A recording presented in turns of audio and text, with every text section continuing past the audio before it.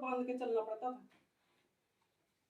Search करके देखना बाबा साहेब की कहानी, इतने दर्द, इतनी पीड़ा, इतनी मुसीबतें उन्होंने झेली, लेकिन अपने समाज को उस गुलामी की दलदल से निकाल के बाहर खड़ा कर दिया।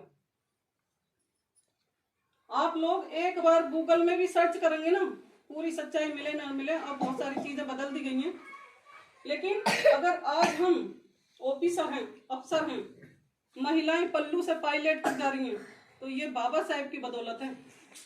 महिलाएं कभी घर में पड़ी हुई दम तोड़ देती थी, 4 दीवारी में उन्हें बंद करके रखा जाता था, उन्हें पढ़ने का अधिकार नहीं था। अब जब यहाँ पे किसी को बाबा साहेब का नाम पता नहीं है, तो ज्योतिबा फूले जी तो बहुत दूर की बात है, वो तो उनसे पहले हुए थे। ज्योतिबा फूले और उनकी पत्नी सावित्रीबाई फूले जी, उनकी बदौलत हम महिलाओं को शिक्षा का अधिकार मिला था।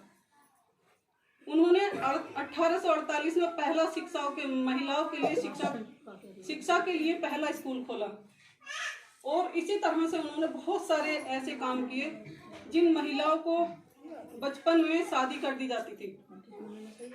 पहले बाल विवाह हो जाते थे लड़कियों के। बाल विवाह क्यों कर दिए जाते थे? ताकि लड़की बड़ी होकर शिक्षा की मांग न करने लगे अपने माँ बाप से। अगर लड़की बड़ी होगी तो वो समझदार होगी, और जब समझदार होगी तो वो अपने हक अधिकारों के बारे में जानेगी। तो इसलिए उसकी 9 साल की उम्र में ही शादी कर दी जाती थी, और वो भी ऐसे तौर पे जैसे एक पेड़ होता है और पेड़ पे कली खिलनी शुरू होती है, जब तक उसकी पेड़ की कली नहीं खिलेगी फूल नहीं खिलेगा। जब बेटी 12 साल की होती है, और इस बात को कहने में मुझे कोई शर्म नहीं लगेगी, क्योंकि ये जानकारी बहुत जरूरी है हमारे समाज के लिए। बेटी जब 12 साल की होती है तो उसको माहवारी होती है। जब माहवारी होगी तभी तो उसको बच्चा पैदा होगा, लेकिन उसको पाप समझा जाता था। घर पे अगर बेटी को माहवारी हो गई तो उससे पहले उसे विदा कर दिया जाता था, और वो भी ऐसे इंसान के साथ में जो 20-25 साल की उम्र का उससे बड़ा है। अब जब लड़की किसी दूसरे के साथ में जाएगी, और ना तो माँ है ना भाई है और ना उसे कोई देखने वाला है, उसका ही पति उसको इतना अत्याचार करता था, सारी रात भर उसके साथ में गलत काम करता।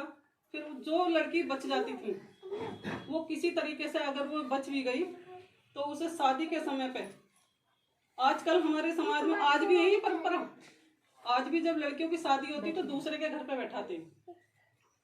उस समय पे जो गांव के मुखिया होते थे, बड़ी समाज वाले, चाहे उनको ब्राह्मण कह लीजिए, चाहे तुम बड़े मुखिया कह लीजिए, और चाहे उन्हें लंबादार कह दीजिए, तो वो पहले अपने घर लेके जाते थे लड़की को।